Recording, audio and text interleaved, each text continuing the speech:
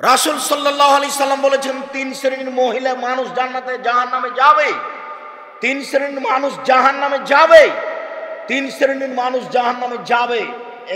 এক, মধুমেনুল খামর, নিয়মিত বিড়ি, তামাক, জর্দা, সিগারেট, গুল, নেশাদার দ্রব্য খায়, পান করে, যে সে জাহান্নামে যাবে। দুই, আর রাজরাতু মিনান নিসায়ে, পুরুষের বেশধারী নারী, যারা পুরুষের জুতা স্যান্ডেল পরে, যারা পুরুষের শার্ট প্যান্ট পরে, যারা পুরুষের পোশাক পরে, যারা নগ্ন হয়ে চলে, যারা মাথার চুল খুলে রাস্তাঘাটে চলে, ওরা জাহান্নামে যাবে। আপনাকে বলা লাগবে না, এই কথা মুহাম্মদ সাল্লাল্লাহু আলাইহি সাল্লাম বলেছেন। আজ থেকে নিয়ে 1450 বছর পূর্বে আমি একজন অনুবাদক মাত্র। তিন, ও দায়ুসাল্লি জিকুরফি আলিয়াল খাবাসা, ওই ব্যক্তি যে তার বাড়িতে বেহায়ার সুযোগ দিয়েছে, তার চোখের সামনে তার মেয়েরা নগ্ন হয়ে স্কুল কলেজে যায়, তার স্ত্রী ছোট ব্লাউজ পরে রাস্তাঘাটে ঘুরে, তখনও সে তাহাজ্জুদ পড়ে। ধর্মকে এটা পাগল পাওয়া। বগুড়া জেলার মতো যেমন বাড়ি ঘর করেছে, বাড়ি ঘর কেমন গো, বলে সামনের দিকটা ঘর আছে, ওই দিক সবই ফাঁকা, এটাও নাকি বাড়ি। আব্দুর রাজ্জাক সাহেব ওভাবে নিন্দা করছেন কেন? আল্লাহর কসম আমি নিন্দা করিনি, আল্লাহর কসম আমি নিন্দা করিনি। তা আপনার বাড়ির যে ওদিক ফাঁকা, তো আপনার বউ এভাবে বাড়িতে থাকে কি করে?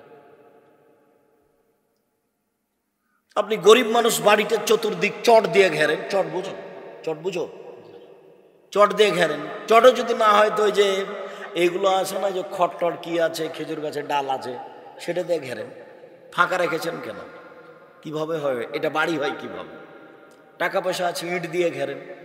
বলে আব্দুর রাজ্জাক সাহেব আমাদের অত নয়, তবে সাতক্ষীরাই বেশি, গাইবান্ধাতে বেশি। হ্যাঁ, তা হতে পারে, বাড়িঘর ঘেরতে হবে, এভাবে সংসার চলবে না। কটা জিনিস মনে রাখিয়েন, আপনাকে সলাৎ দেখাচ্ছি, সব কিছু ছেড়ে দিলাম, বাস্তবে একটু সলাৎ দেখাবো। চারটা জিনিস মনে রাখবেন।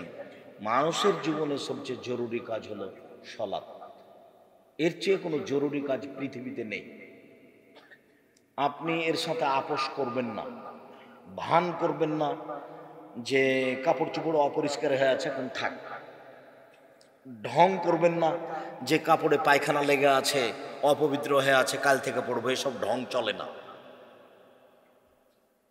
আপনার স্ত্রীর আজ ভালো হয়েছে, কাল গোসল করবে, তারপরে নামাজ শুরু করবে, এসব ঢং চলে না। সলাতের শ্বাসে ঢং মং নেই, কোনো আপোষ নাই, তার নাম ব্যতিক্রম ইবাদত। সকাল বুঝে না, সন্ধ্যা বুঝে না, দুপুর বুঝে না, পবিত্র বুঝে না, অপবিত্র বুঝে না, কাপড় চোপড় বুঝে না, উলঙ্গ বুঝে না, মাঠঘাট বুঝে না, আকাশ বুঝে না, জমিন বুঝে না, সময় হলে তাকে পড়তে হবে যে কোনো মূল্যে, তার নাম সলাত। একেবারেই ব্যতিক্রম, যার সাথে কোনো আপোষ নেই। ভুল বুঝবেন না কোনোদিন, কোনো জরুরত দেখাবেন না সলাতের সামনে, কোনো কৈফিয়ত দেখাবেন না সলাতের সামনে। বাপ হয়ে ছেলে সলাত আদায় করে না, তখনও আপনি বাপ, এরকম কাপুরুষ বাপ নিজেকে রাখিয়েন না।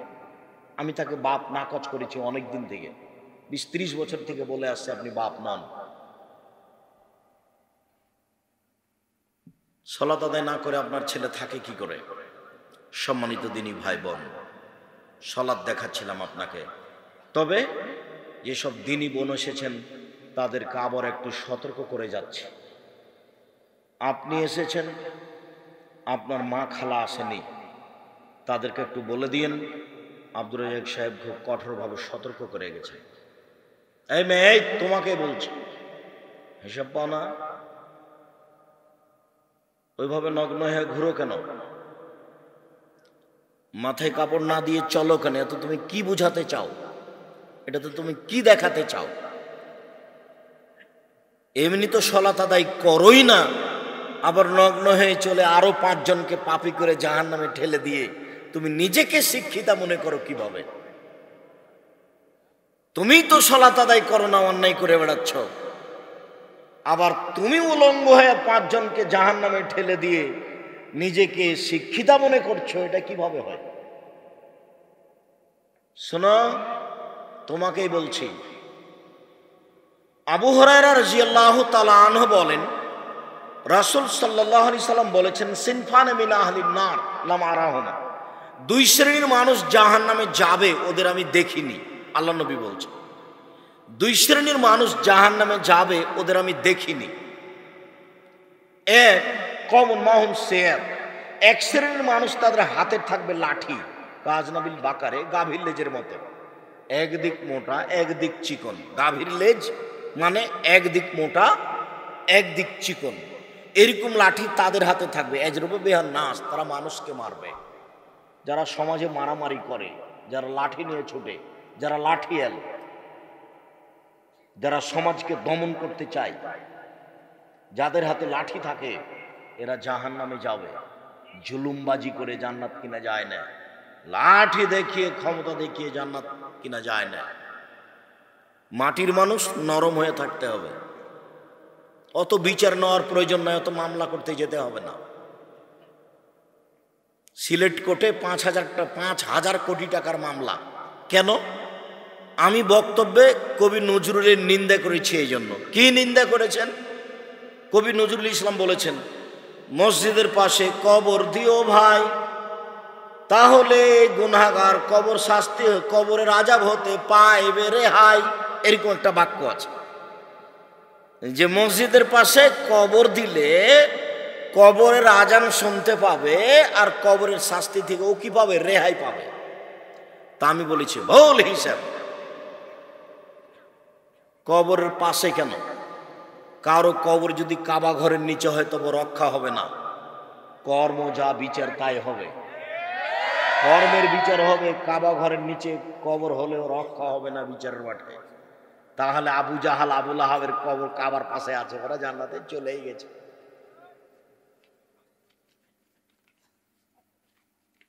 দুই, ঠাকুরের ব্যাপারে আমি বলেছি, ওমা তোমার আকাশ তোমার বাতাস, তোর বাপের আকাশ, এই কথা আমি বলেছি।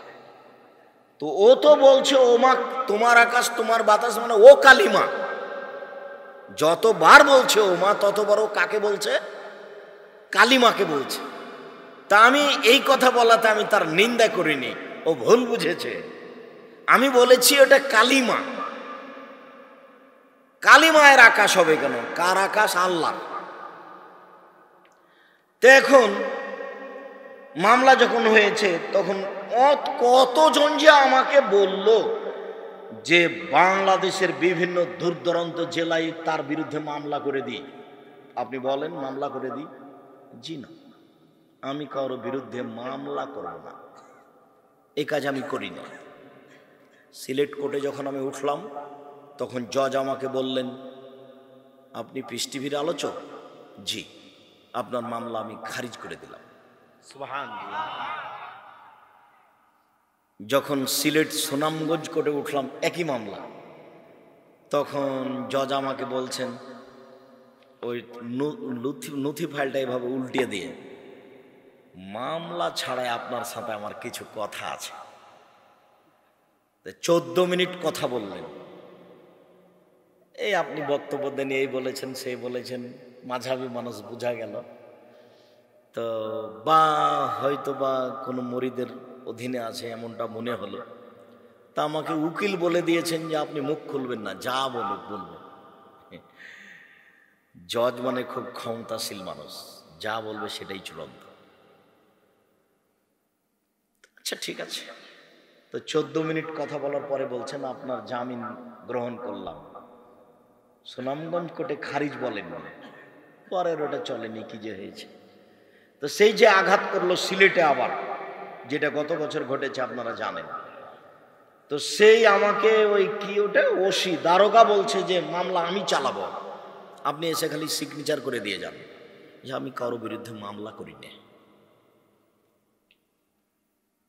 আমার সুবিধার জন্য আপনাকে কোর্টে পাঠিয়ে আপনারও অপমান আমারও অপমান, আপনি আগে আগে দৌড়াবেন, আমাকে পিছে পিছে দৌড়াতে হবে।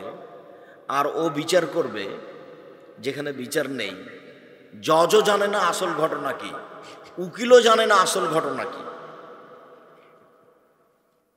আর যে জেলে আছে বগুড়া জেলে 20 বছর থেকে, সেও জানে না ঘটনা কি রে। আমি কি করে 1 নম্বর আসামি হলাম? আমি তো সেদিন রংপুরে ছিলাম। আসামিও জানে না, জজও জানে না, উকিলও জানে না, শুধুমাত্র ওই জানে যে সাজিয়ে লিখেছে আর যে লিখাচ্ছে। সেখানে মামলা কেন? কারো বিরুদ্ধে মামলা করতে যাবেন না। জুলুমবাজি করে মামলা করে জয়ী হওয়ার চেষ্টা করিয়েন না। ভাইয়ের বিরুদ্ধে মামলা করিয়েন না, বউয়ের বিরুদ্ধে মামলা করিয়েন না। এই মহিলা, আপনাকে বলছে আপনি স্বামীর বিরুদ্ধে মামলা করে এগুলো করতে যায়েন না। শোনো মেয়ে, তোমাকে বলছি শোনো, লাঠির মাধ্যমে মানুষকে প্রহার করে যে সে জাহান্নামে যাবে। 2, নিশাউন মহিলা, কাশিয়াতুন কাপড় পরে থাকে, আর এতুন উলঙ্গ, কাপড় পরে উলঙ্গ হয়, তা দিনরাত দেখতে পাচ্ছেন আপনাদের স্কুল কলেজে, এটা দেখতে পাচ্ছেন কাপড় পরে উলঙ্গ হয়, তার বাস্তব আপনার চোখের সামনে। আল্লাহর নবী ও কথা বলছেন, মনে হচ্ছে যে দেখে দেখে বলছেন, মনে হচ্ছে যে বগুড়া শহরে তিনি হেঁটে দেখে বলেছেন, এরকম মনে হচ্ছে। নিশাউন মহিলা, কাশিয়াতুন কাপড় পরে থাকে, আর এতুন উলঙ্গ, মমিলাতুন পুরুষকে নিজের দিকে আকৃষ্ট করে, একবার দেখার পরে শতবার দেখায় শয়তান। মাইলাতুন তারা নিজেরাও আকৃষ্ট হয়, যার কারণে রাস্তাতে এভাবে তারা ভান করে চলে, একবার রাস্তার এই দিকে যায়, একবার ওই দিকে যায়, একবার মাথা নাড়ে, একবার হাত নাড়ে, কেমন কেমন করে এভাবে রাস্তায় হাঁটে। তার মানে ওও নিজে আকৃষ্ট হয়েছে। লায়াত খুল্লাল জান্নাহ, এরা জান্নাতে যাবে না, এ কথা আল্লাহ রাসূল বলছেন। ওয়ালা ইয়াজিদনা রিহাহা ওয়াইনা রিহালা তুজাদু বিন নসরাতি কাদা ওয়া কাদা, জান্নাতের গন্ধ পাবে না, যে জান্নাতের গন্ধ 1 বছরের দূরত্ব পথ থেকে পাওয়া যায়। এই 2 শ্রেণীর মানুষ জাহান্নামে যাবে। আমার দিকে লক্ষ্য করুন। আল্লাহু আকবার বলে সালাত আরম্ভ করবেন, সুন্দর করে ওযু করে নেবেন, সব অঙ্গগুলি 3 বার করে ধর নাম, ভালো ওযু, 3 বার পানি দিতে হবে এই কথা নয়। একবার ধুইতে গিয়ে যদি 10 বার পানি দেওয়া লাগে দেন, 3 বার পানি দেওয়া নয়, 3 বার ধোয়া। ধোয়া জায়গায় পানি দিয়ে ধর নাম, দ্বিতীয়বার ধোয়া, ধোয়া জায়গায় পানি দিয়ে ধর নাম, তৃতীয়বার ধোয়া। এ হলো সুন্দর ওযু। সুন্দর করে ওযু করে নিয়ে সালাতে দাঁড়াবেন। আল্লাহু আকবার। ওযু করার পরে যদি বলেন আল্লাহুম্মা জালনি মিনাত তাওয়াবিন ওয়া জালনি মিনাল মুতাতাহহিরিন, আল্লাহ তুমি আমাকে তওবাকারীদের অন্তর্ভুক্ত করো আর আমাকে পবিত্রদের অন্তর্ভুক্ত করো, নেকি পাবেন। কত নেকি, এ কথা আল্লাহ রাসূল বলেন। আর যদি ওযু করার পরে বলেন আশহাদু আল্লা ইলাহা ইল্লাল্লাহু ওয়াহদাহু লা শারীকা লাহু ওয়া আশহাদু আন্না মুহাম্মাদান আবদুহু ওয়া রাসূলুহু, তাহলে জান্নাতের সব দরজা খোলা, যেটা দিয়ে ইচ্ছে সেটা দিয়ে ঢোকেন। হাদিস বুখারী মুসলিম। যাওয়ার সময় তো একটা বই পাওয়া যাবে, রাসূল সাল্লাল্লাহু আলাইহি সাল্লামের সালাত বনাম প্রচলিত সালাত, আব্দুর রাজ্জাক বিন ইউসুফ। অনেক সাধনার পরে আপনার সামনে এই সালাতের নামাজের উপরে বই পেশ করা হয়েছে, এটা আপনাকে মূল্যায়ন করতে হবে, জরুরি। পোশাক একটা নতুন বই বের হয়েছে, পোশাক, আব্দুর রাজ্জাক বিন ইউসুফ। আপনারা আব্দুল্লাহর মিন্নাতুল বারী কিনেন, আব্দুল্লাহর বই আমি নিজেও পড়ি, সারা দুনিয়ার বাঙালি পড়ুক, এটা আমি আন্তরিকভাবে কামনাও করি। এরপরও আমি যে কিছু যা পেশ করি সেগুলোও পড়বেন। মাসিকাল ইতেসাম পত্রিকা আপনি জরুরি পড়বেন, মাসিকাল ইতেসাম পত্রিকা আপনি জরুরিভাবে পড়বেন। 10 জন মুফতির মাধ্যমে ফতোয়া বের হয়, 10 জন। ব্যয়বহুল খরচ আছে এই মাসিকাল ইতেসাম পত্রিকার মধ্যে। সুন্দর করে ওযু করে, ওযুর শেষে দোয়া পড়ে, আর কোনো দোয়া পড়বেন না। জায়নামাজে দাঁড়াবেন, 2 পায়ের মাঝে ফাঁকা রাখবেন, শরীরের ভারসাম্য বজায় রাখতে যতটুকু ফাঁকা লাগে। আর আমার মাঝাবি ভাই বোনেরা কেউ থাকতে পারেন যারা 2 পায়ের গোড়ালিকে লাগিয়ে দিয়ে দাঁড়ান, এগুলো চলবে না, ফাঁকা করে দাঁড়াতে হবে। আমার কথাতে রাগ করিয়েন না, কথা এটাই চূড়ান্ত, আপনাকে আমি মানতে বলিনি, তবে আপনাকে আমি ফাঁকি দিইনি, এটা চূড়ান্ত। আপনাকে ফাঁকি দিয়ে আমি পরকাল হারাতে রাজি নই। আপনাকে আমি বহুদিন বলেছি, জাতির যদি রাস্তাঘাট করে দিতে না পারি, জাতির যদি স্কুল কলেজ করে দিতে না পারি, জাতিকে চূড়ান্ত সঠিক ধর্ম দিতে পারবো ইনশাআল্লাহ। ধর্মের ব্যাপারে জাতিকে ফাঁকি দিয়ে পরকাল হারাতে রাজি নয়। রূপক ধর্ম কোনোদিন প্রচার করিনি।